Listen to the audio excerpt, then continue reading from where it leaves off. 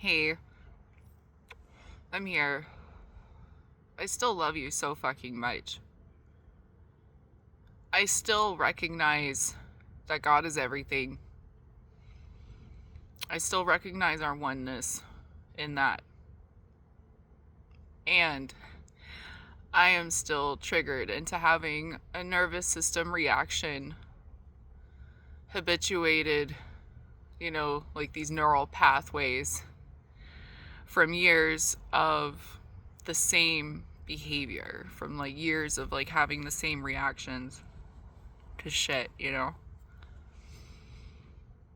And right now, I'm able to sit with myself and understand how my struggle with people pleasing, if I could find less victim-y words for that, I would. But it is a fucking struggle. And it is something that happened to me as a result of the ways that I was treated developmentally and the things that I learned from other people. So, long story short, I recognize people pleasing as a lifelong recovery similar to addiction, if not the same, because people pleasing causes just as much discord in your life. And at the root of people pleasing is a lack of assuredness, a lack of confidence in yourself. And that is rooted in the need for safety, and that you learned that if you express yourself authentically, you get punished. Well, if you don't express yourself authentically, you also get punished. So, I am not trying to be vague, but maybe I'm being discreet. How do I put it? There's what's called a threshold window. I'm trying to remember a window of tolerance. There you go. And that's like the threshold of which like you can handle something. Like for example, triggering conversation. Like that's what's got me all geeked up. I was having a triggering conversation, and I allowed the conversation to continue further than my ability to withstand the anxiety it was giving me. And I did this out of guilt for not being able to be very strong.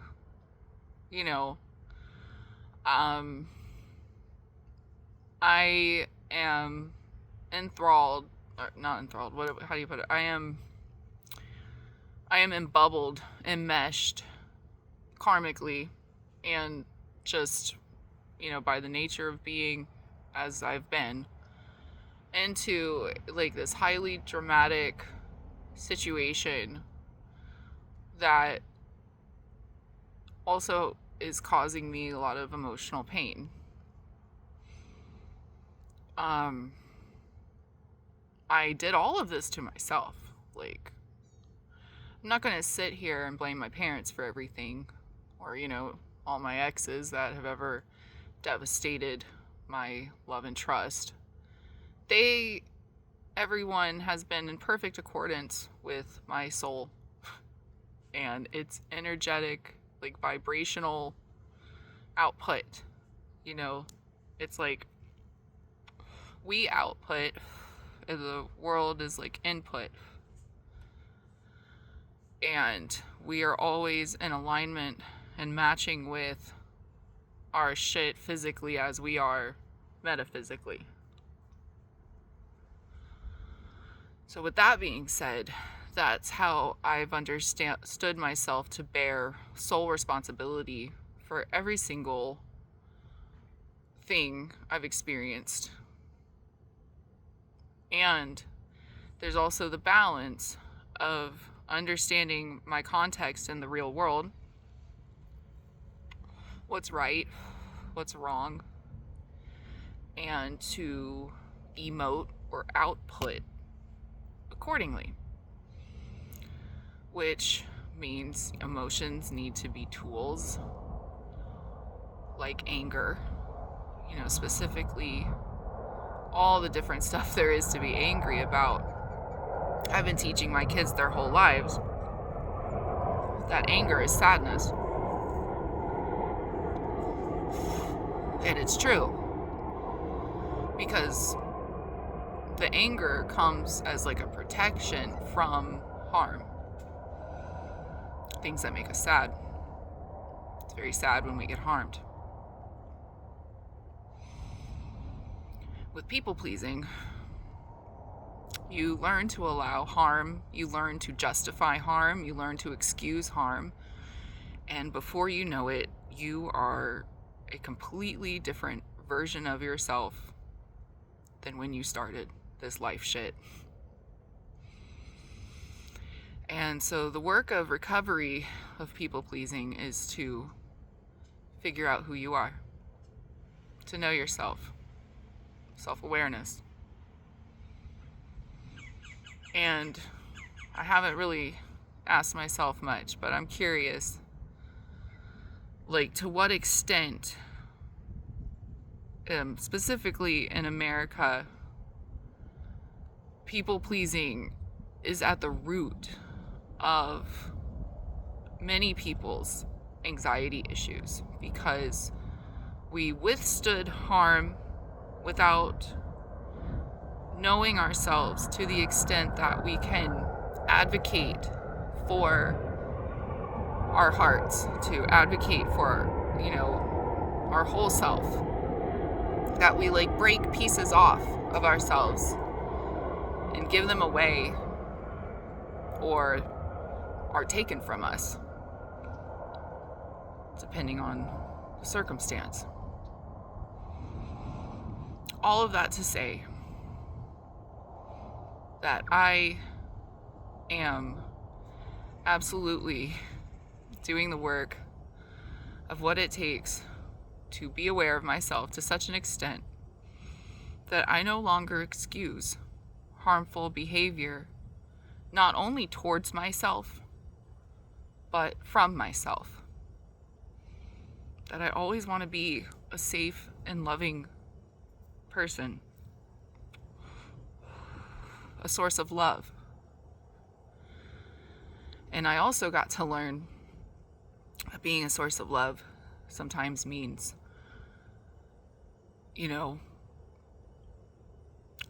unfriending a person on Facebook. I posted to help myself vent about my frustration that went into my nervous system being triggered, which went into me filming this. And I have one of those Facebook friends. I think we all have them. Like, because of the nature of this app and how long I've been using it. So since 2009, I met this girl in 2012, and she was cool friends with who's now an ex-boyfriend, who me and him have like a platonic friendship. We only exchange important holiday texts, and that's fine. And I got to see him this past summer, and it was just like really one of those friendships where you can just like step right back in. You get along great, you just can kind of pick up where you left off. And so I always associated people that knew him as being good. I always projected my own goodness and my own impression of my friend's goodness onto his friends. And that got me in trouble a little bit, because I assumed the best too much. There's one person in particular that it has been rock solid, and they were like day one homies, and yeah, like, we're cool. Like, he knows who I'm talking about right now. if he's watching this. So going back to the girl, she's been one of those friends where it's like we knew each other, then, I haven't really been in her life ever since I've been out of that area and not with my, romantically involved with my friend anymore. But I guess, we had a heart for each other. I thought we did. I don't know what's going on. Because over the last several years, the only time that she, really interacts with my posts has been to criticize. Or, it's like unsolicited advice with criticism. And when she did that today, it's just like she did that to a different version of myself than I've ever been, as I've been recovering from people pleasing. And what she had to say was off base to such an extent that I was able to become aware of all of these impulses in the people pleasing to I want her to think I'm cool. And I literally said in a comment to her before I just deleted the whole fucking thing, I was I have this people pleasing crossed with abandonment issue. So there's a lot of friends that I have on Facebook that literally seem to keep me around to judge me, to feel better about themselves, or to distract themselves from their own drama or something. And I think we all do that too, the looking at people's pages. And I heard another content creator talk about this, so I feel comfortable to say it too. We distract ourselves from ourselves using each other, and at the same time, we're all one self. We're distracting ourselves with ourselves. I just unfriended her. I said what I had to say. I left the comment up for a few minutes. She wasn't active. I don't think she saw it. I just fucking deleted the post because I vented and it helped and I didn't need it up anymore. And then I just unfriended her. No explanation. She can figure it out. And if she's watching this video, which I doubt, but if she is, you just got the whole story. I really am shifting who I used to be, and you did get to have this really kind of a footnote in it, in that your criticisms throughout the years have been helpful, and today it just wasn't helpful. And I don't feel like there's love between us, so there's just really not a need for me to hold on to someone who it's I feel like I need to wear my evil eye bracelet around at this point. I already am very guilt ridden about all the mistakes I've made throughout my life. I've done a lot of work to understand and work on forgiving myself, and that has led to more clarity or less hostility when I get triggered. So I know I'm on the right path. Which is why I'm here, is because this is part of my process when I really ain't got anything else. I have a lot of pain, and I am convinced that there has been this mass psychosis event for the last few decades to get all of the people in America triggered into a survival or otherwise animalistic state. And I've seen enough to know that I'm not fucking crazy to say that. And if I'm crazy now, I won't be crazy later. Just look at everything. Actions are what's true, not what we think or what we say. Look at where suffering among the masses is at. And the worst part is that it was always there. And now it's just, they're finally coming for the people that they left exempted, so to speak. And feel like Mel Gibson right now with that interview he gave in the 90s, which makes perfect sense right now. If you watch that shit again, it's going viral. Anyways, I feel pain in my heart chakra. I feel it in the back of me, which means it's pain from my past that's triggered. I'm aware of my chakras. It was a gift that accidentally happened to me at the beginning of 2009. I really didn't know anything about chakras like that. I think I knew they existed, but I'm not even sure of that. I had what I came to be able to label as a Satori experience, which, if you look up that word, or if you're familiar with the word Satori, is not to be used lightly. After a lot of consideration, that's where I landed. And when that event happened to me, it was like I could feel my third eye, and it felt like it was turned inside out. Like it was like, instead of looking forward, it was just like looking inside. And it was uncomfortable and weird. And I found a shaman who, for 2 years, I think simultaneously helped me and grifted me. And there's a lot of pain and embarrassment that I have in that. You know, people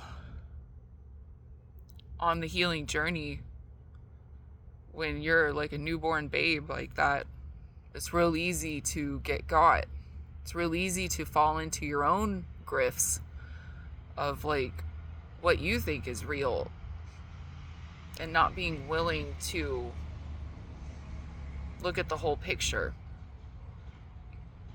And it takes years and years of mistakes rooted in good intentions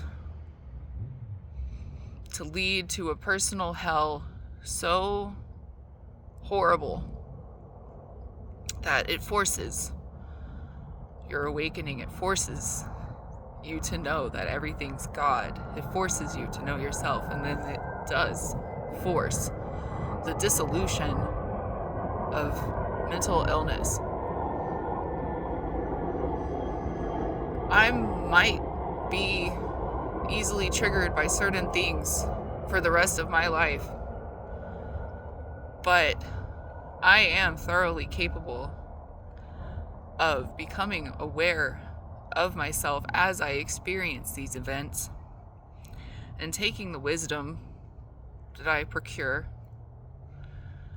and convert it to like retraining my neural networking to react differently the next time I am confronted with a trigger or series of triggers that greatly disrupt the balance of like peace in myself. So I'm here. And I love you so fucking much. And when I come on here like this, it's unscripted. I get like the first hint of what I should start off talking with. And I've learned to speak like this. I went to a prestigious college, Rollins College, to be equipped with the mental tools to navigate a world. And it was a different world that they were in. Like, I've come from poverty. I got a bunch of student loans to kind of catch me up to the, you know, the money level I needed to be at to like perform with these people. But I've been in poverty a lot. Ever since I was 16 years old, probably before that, but just say from 16 to now, I've had the majority of years spent in poverty. And again, I recognize that in accordance to my soul and its vibration and assuming responsibility for it, around that 15, 16-year-old time period, or whenever it happens, like different faith traditions honor it. I just look backwards in myself and go from there on what I think it is anyways. I get it. I get it. And I'm ready to keep doing different shit to uplift it. And that's why America started as such this beautiful vision of a place to go, because you could work on your soul. You could experience the physical upward mobility, without needing a plague. And now, after the pandemic, technically starting in 2008 with the housing inflation and that initial crisis, and then the second one, both orchestrated by the same dude from BlackRock,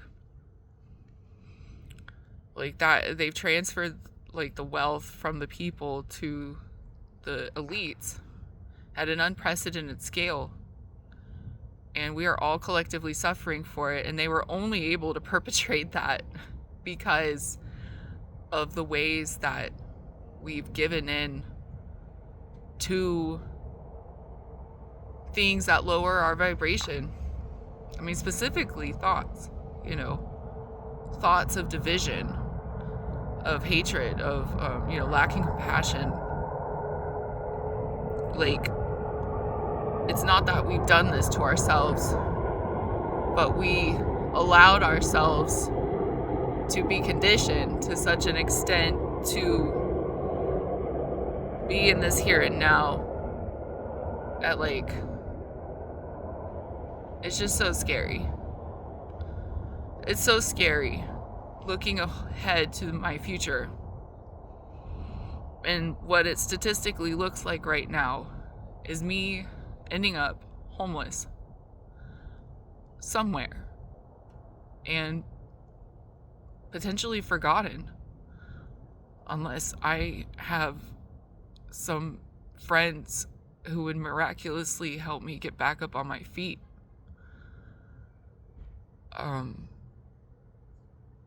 I am employable. I did go to college, but I also struggle a lot with being triggered. And even just saying all this right now, it just makes me want to delete the video and not publish it. Getting this vulnerable is very scary. If you've listened this far, then you're someone that actually cares, so I appreciate it. I appreciate having someone to ramble at when I'm alone and sad and anxious. It helps calm me down.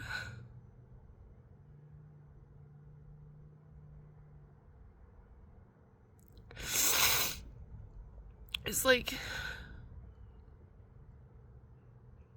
don't know what to think or feel besides just trying to stay a sense of numb.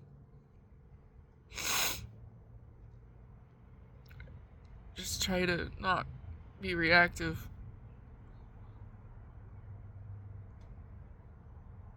But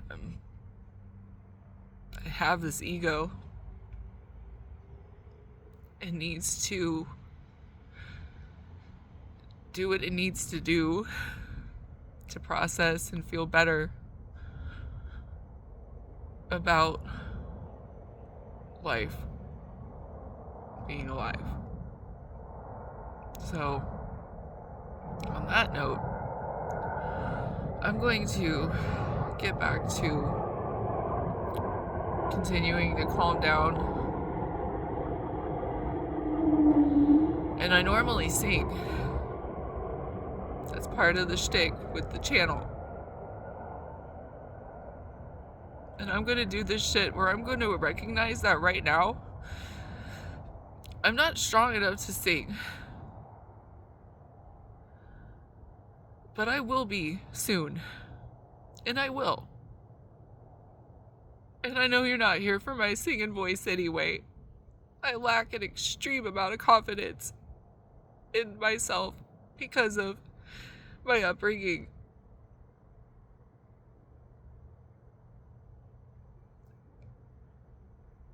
So what I'm doing right now is just honoring how I feel instead of trying to tell myself to pull myself up by the bootstraps and do something that I'm not comfortable doing right now. And that's part of the people-pleasing journey too. God is not a drill instructor. Just God is everything.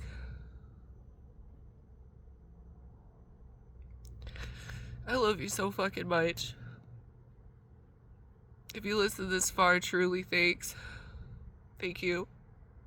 And if you're that girl that I unfriended today, you know it was like for the best. We don't invite each other to nothing. We don't try to say nothing nice to each other anymore. Like, you know, like you're not even on my algorithm anymore. So that's why I ain't been like hyping you up at all. It's like, I just don't need any extra negativity, you know, and yeah, this is proof that like I'm recovering from the people pleasing shit. I'm not gonna like keep people around in my life who only treat me like I'm just something for them to judge and feel better about themselves. That's not me no more. Like, you know, I don't do that shit. I love everybody that I'm connected to, you know?